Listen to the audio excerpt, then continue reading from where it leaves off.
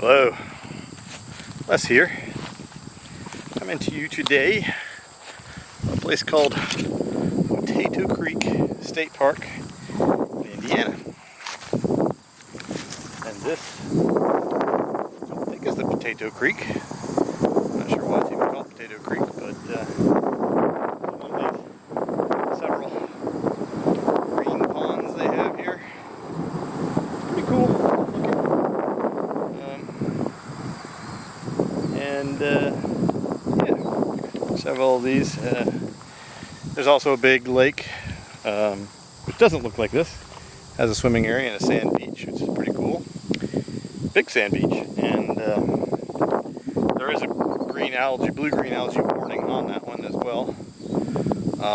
But it doesn't look like this. It's probably been treated or something to keep it from looking like this. But yeah, this is my first experience in northern Indiana. I haven't had an update to put up here in a while because series of errors. I end up with the same problem here. I've got some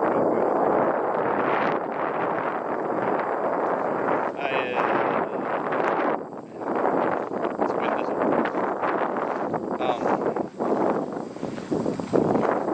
Actually, I think I might just wrap things up here. This is northern Indiana. I came here, I made this reservation here basically because there's a newly minted Indiana Dunes National Park. I saw that on the list and I wanted to check it off the list. And I was planning on coming from Minnesota, Michigan area to North Carolina anyway, so this was way. I spent a week working here. I was pleasantly surprised. I mean, there's nothing extraordinary about this area, but it's not bad. It's a pleasant place. Perfectly pleasant. I mean, I was surprised. I've been surprised. It's hot today. I've been surprised by the weather. Though, I've been here 2 weeks and we have, most days it's been in the mid to low 70s as a high and down in the 50s and 60s, 50s. I think even saw it down to the 40s one night. But, yeah, it's very pleasant. And this is, so I looked it up, and this is actually a different climate zone. This is not humid subtropic like most of the eastern seaboard. And just the northern part of Indiana is humid continental, and that would explain it. So it's more like probably UP of Michigan, or Michigan in general, I guess. But there's no bugs. I mean, not none, but not many. I'm standing here beside this big green pond here. You think there'd be trillions of mosquitoes. Yeah. I came out here last evening and there weren't mosquitoes, so yeah, can't complain about that. And I haven't even had to use bug repellents in most of my time here. I've had very few bug bites, very few problems with bugs, so kudos to northern Indiana. I was just talking to some locals and they said that this is not normal. And a few weeks back it was more buggy, so that may be a factor. So that's important information to have because I was pretty excited about this place and the lack of bugs. But either way, it's a pretty pleasant place to spend summers. I could, if I were instead of going to being nomadic, was just going to buy a summer home. The real estate prices aren't too bad around here either. Did a little bit of looking. There's a town nearby here called North Liberty, and you can have some decent property here for not too extraordinarily expensive a price. So there's another thumbs up. I could definitely see coming back here, and I could see buying property here and having this as be my summer home if things go well financially over the coming years. So I've gotten away from the wind here, so I guess I'll go ahead and recap basically the last month or so. I've made a video in UP, Michigan, and then deleted it because I'm stupid. And then I made a video when I got here, kind of recapping. And I didn't delete it, but I listened to it, and there was so much wind noise that you couldn't hear what I was saying. So I'm not going to upload that one. I'm just going to recap things here. And I'll probably try not to drather on too much, but just for my own purposes, and anybody who might be watching this interested in my findings of this journey, I spent the last bit of July and August in Michigan, beginning of August in Michigan. And actually I think I came here the first week of August, but so most of July I spent in UP Michigan, or the second half of July. Anyways, I stayed at several different parks. I didn't stay in Wisconsin because I couldn't find any parks there, and that had time that I could do the whole 2 weeks there.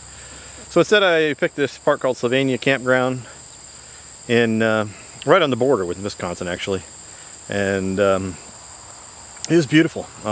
Huge old growth forest. It's a national forest. Ottawa National Forest is what it's called, and it's in the UP, but it's on the southern part of the UP. And I mean, park-wise, it was beautiful. There was a lot of bugs. Not as bad probably as Minnesota was, but bugs for sure. And if they just would do two things, that place would be pretty awesome. They only had 9 power spots out of like 40. Which is kind of ridiculous. And lots of shade, lots of really old growth trees. I mean, beautiful fern covered ground and forest.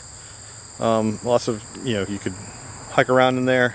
There were some lakes, and it was a pretty lakes. There was even a small sand beach there. And the other problem with it is they didn't have functional showers. They had a shower at the National Forestry Service part that wasn't working. They shut it off in COVID, and they tried to turn it back on, and it didn't work. And I talked to the guy there, and he said that not little hope of getting it working again. So, man, if they could just get a functional shower there, because they did have flush bathrooms, they just didn't have showers in them. The bathrooms were okay. The campground was actually run by a private company. And I guess they didn't install showers in their bathrooms because the National Forest had a bathhouse. I don't know, weird, but that wasn't working. So if they would just put some more power spots in there and get some functional showers, that place would be pretty great. Super peaceful and quiet. I mean, almost too quiet. I didn't see any wildlife, which was the weirdest thing, because that's a really desolate place. Really old growth forest. I mean, not even like rabbits or anything. No deer. I don't know what the heck they got going on there, but surprisingly the dearth of wildlife. But on the other hand, made for an incredibly quiet place, and it wasn't very busy, not very popular. They have these first come first serve sites that seem to always have plenty of openings, and a lot of sites that would, even though it's very densely forested, a lot of the sites would work with Starlink too.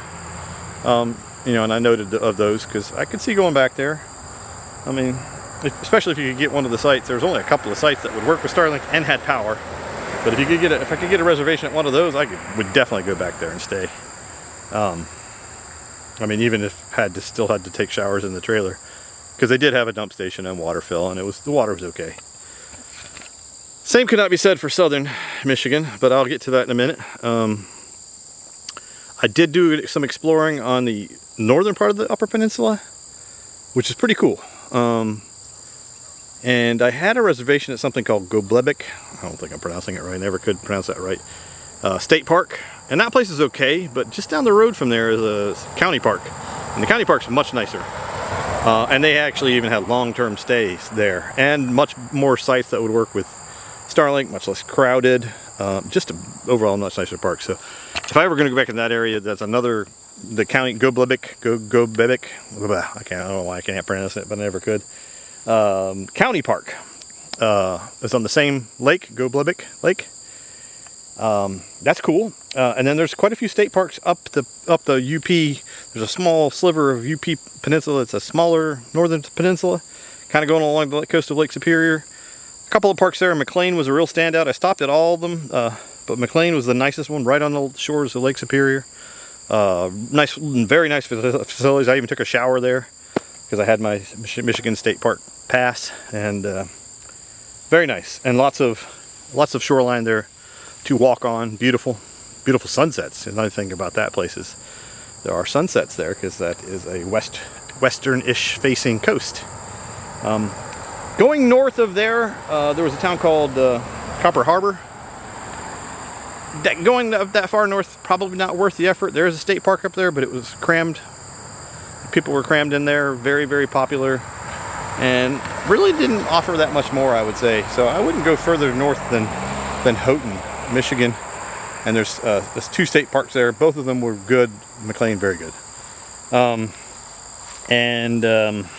Let's see. Start heading back. It's a bit of a walk to my truck. And I'm headed out here, going to a place called McClifty State Park. It's right on the border of Kentucky for this week before I head into Kentucky to the Daniel Boone National Forest. But so yeah, then I spent a couple of weeks in it's still called northern Michigan. Well, one of them was in southern Michigan, not the UP, but northern part and then southern part. Those 2 parks I cannot say that I like nearly as much. Nor the, I mean, the water sucked. They did have showers, but the water smells really bad. It's very, very hard water. So one thing I really liked about this place is, I mean, the water that came out of the spigots in those Michigan State Parks was brown and it smelled bad. I don't try to hydrate out of single-use plastics, but I had to resort to some gallon jugs of water because I just did not like drinking that water. I didn't like showering in it. Just the smell. I don't know what the mineral is in the water, but it's not sulfur, some other kind of mineral that does not smell good. So I did not like that. Here, on the other hand, the water in the showers, and this park in particular, I don't know if they're all this way, but in this park in particular, water in the showers here is clearly softened, which I'm kind of mixed on, but I will take it because it's clearly filtered and chlorinated as well. I mean, the chlorine was bad enough that you could smell it, but I tell you what, I will take chlorinated water that you can smell the chlorine over whatever that other smell is in Michigan, because at least you know the chlorinated water is safe, and you can put it through a Brita filter that takes the chlorine out. And I mean, the water was so bad there in Michigan, I filled up my holding tanks before I realized how bad it was, and I tried not to use it. I did, I used my dishes and stuff, but as soon as I got here, I dumped it all out and replaced the water here, which again is something I don't really like doing, but it had to be done. And being so nicely chlorinated, yeah, I feel like it probably disinfected my holding tank some. So I have been consuming the water here and showering here, and I'll probably take a shower before I leave this evening, and enjoying it. So another plus here, the parks in Michigan, southern part of Michigan, yeah. And maybe the northern parks are like, no, I did take a shower at that McLean State Park, and I did not notice that there. But the worst part was honestly my neighbors there. I mean, that place, I don't know why, is the most rednecky place I've ever been. I mean, I live in Florida, and I've been to Central Florida, and I grew up in North Carolina, and southern Michigan, near Detroit, is the most rednecky place I've ever been, at least the campgrounds there. I mean, I went into Sam's Club, same thing.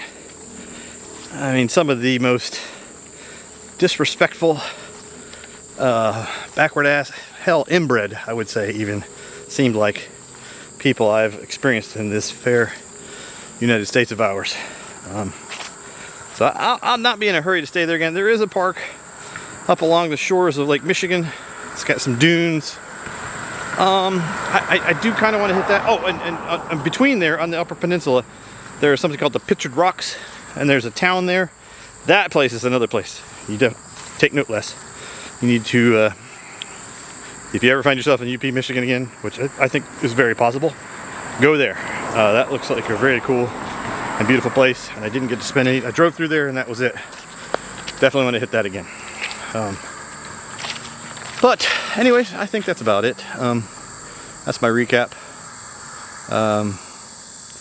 Everywhere I've been I like, except for southern Michigan. And northern Indiana, not that far away from it. It's just so much better, it seems. I mean, I think just the way the park... Oh, they are kind of tyrants on their rules about reservations on the park. That I'm not crazy about. No changes. No changes for you. None. Can't change sites. Can't change dates. Nothing. I mean, I think maybe a week, maybe a month between when you get to like within a month. I don't remember exactly what the date is, but definitely no on-site changes. Like I'd made plenty of on-site changes in Minnesota and Michigan and other states too. Not here. No changes for you. I booked this site 5 months ago, 6 months, 7 months ago. Yeah. And the site that I did reserve here was not very good for Starlink. It worked. I was on call this week and it still worked, but there are many more sites. I even took note of them. I walked around there. There were dozens and dozens of sites that would work really well for a Starlink. So, anyways, I think I've rambled on long enough here. I think I covered all the things that I wanted to cover as far as I had covered before, and maybe a little less rambling this time. But yeah, northern Indiana, not so bad. Not so bad. I could live here. I wouldn't say it's my first choice, but I could live here. I could definitely spend summers here. Better than expected. Oh, I also went to Cuyahoga Valley National Park in Ohio. Won't go back there again. It's all right. There were some waterfalls. I got some good pictures actually, but not what I think of when I think of a national park. Same thing here, Indiana Dunes. It was all right, but there's apparently dunes all along that coastline. And it was a state park until like 4 or 5 years ago. So I probably should have just stayed a state park, but anyways. Yeah, as usual, stay tuned.